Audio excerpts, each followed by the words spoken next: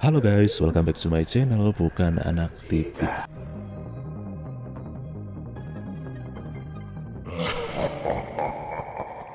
Kali ini kita akan membahas satu sosok karakter satu sosok karakter perempuan malang ya, perempuan malang dan menyedihkan. Dia adalah seorang pengantin baru, suaminya harus tewas dimakan, alat vitalnya dimakan oleh nenek sihir yang menganut ilmu hitam. Ya, suaminya tewas dan gentayangan membantai keluarganya dan mengejarnya ingin membunuh dirinya. Si wanita ini ditolong oleh warga dan diserahkan ke Ki Demang ya, Ki Lurah di situ ya, tetua desa di situ. Dan dia tinggal di keluarga itu, dan Ki Demang ini punya anak perempuan, jadi tidurnya berbarengan bersama anak Ki Demang ini. Cuma nasibnya naas banget. Ki Demang ini juga dia sedang melakukan tuntutan ilmu hitam, dan si cewek ini jadi sasaran, jadi mangsa pelampiasan Ki Demang yang bejat. Dia pun diperkosa, namun dia berhasil diselamatkan, digagalkan oleh para penduduk kampung. Dan si cewek ini akhirnya melarikan diri menjauh dari pemukiman warga, dan Ki Demang ini juga dibantai oleh para penduduk. Anak perempuan Ki Demang dibikin cacat dan dibuang ke jurang dalam kondisi sekarat, dan Ki Demang pun dibantai, namun mereka nasibnya masih diselamatkan oleh nenek sihir yang jahat yang telah memakan alat vital suaminya perempuan malang itu. Dan singkat cerita, si perempuan ini tuh merasa sudah tidak ada gunanya hidup di dunia. Dia berusaha untuk menghabisi nyawanya, melakukan bunuh diri, terjun ke jurang. Namun dia diselamatkan oleh seorang pendekar, dan di situ dia diantarkan ke desanya kembali. Dan pada waktu itu tampuk kepemimpinan kepala desa atau Ki Demang ini dipegang oleh orang lain ya, jadi Ki Demang baru. Jadi dia di situ tinggal di rumah Ki Demang dan diangkat anak menjadi anak angkat. Namun sayang, seribu sayang, nasibnya harus mengenaskan kembali. Ternyata Ki Demang yang baru juga, dia dirasuki kuasa kegelapan. Dia menuntut ilmu hitam. Setiap malam Ki Demang ini berubah menjadi kelelawar dan mencari mangsa perempuan-perempuan desa untuk diperkosa. Dengan berwujud menyerupai kelelawar, dia berhasil memangsa korbannya hingga tewas, dan setiap korbannya bangkit dan gentayangan. Dan ketika Ki Demang ini melakukan aksinya kembali dan dia diketahui warga, dan dia pun terluka parah, dan si anak angkatnya ini, perempuan yang malang ini, dia menolong bapaknya yang keadaan luka parah.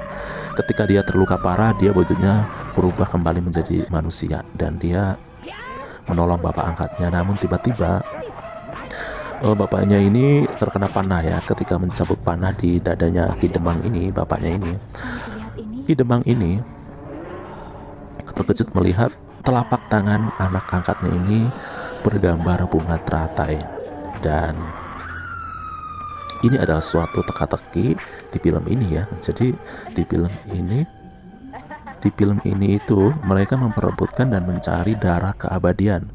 Jadi darah keabadian ini cuman bisa ditunjukkan oleh perempuan yang memiliki tanda gambar bunga teratai di telapak tangannya. Dan terkejutlah Ki Demang ini, dan dia merasa selama ini yang dia cari, dan selama ini yang orang-orang para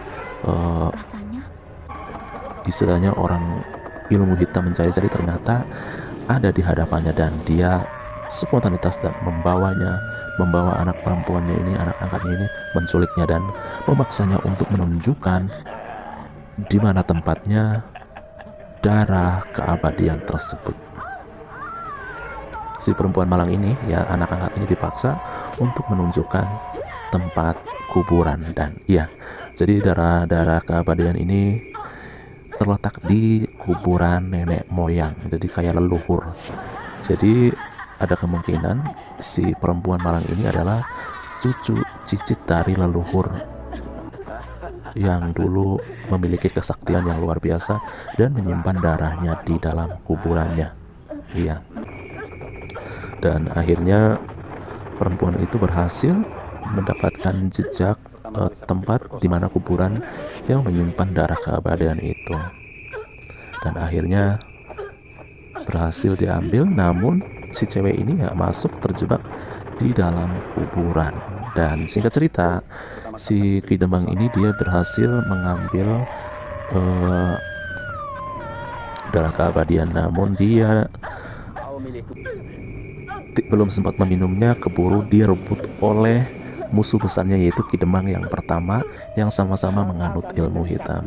Jadi mereka terjadi baku hantam, pertempuran, dan kebetulan di situ juga para penduduk mereka melakukan perlawanan dan pemberontakan dan penghancuran terhadap nenek sihir yang selama ini meresahkan warganya. Film ini diakhiri dengan ending yang mengerikan. Ketiga manusia biadab ini memperebutkan darah keabadian, dan Ki Demang yang kedua ini, yang siluman kelelawar ini, tewas di tangan Ki Demang yang pertama.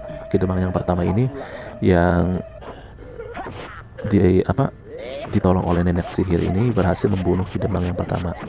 Namun ketika Ki Demang yang pertama ini mau meminum darah keabadian itu direbut oleh gurunya, yaitu nenek sihir.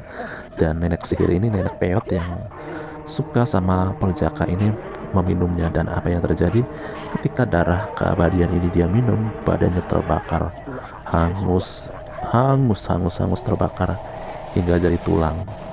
Sungguh mengerikan. Ya, ini filmnya benar-benar durasinya sangat panjang, dan kalau kita baru nonton pasti agak bingung ceritanya seperti apa, apalagi filmnya banyak sekali adegan-adegan malam, terus kurang jelas ya. Terus dari pentokohannya ini kurang jelas ya, mana yang pemeran utama, mana yang peran pembantu. Tapi di sini malah saya ambil kesimpulan peran utamanya malah penjahat ya, nenek sihir ini ya.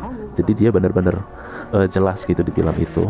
Tapi sebenarnya kalau secara garis besar di film ini ditarik benangnya, sebenarnya si perempuan yang malang ini yang sebenarnya jadi peran utama, karena dia adalah satu kunci yang mampu menunjukkan darah keabadian, dan dia adalah perempuan yang memiliki tanda bunga teratai di telapak tangannya.